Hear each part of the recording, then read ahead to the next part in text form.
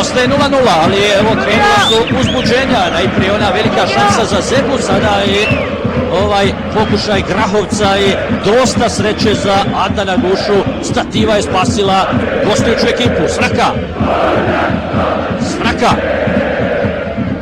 Lijepo za Zebu. Zeba, Adilović, 1-0. 28. minuta, gosti vode 1-0, strelac je Adilović. Sjajna akcija, sjajna asistencija Zajka Zebe.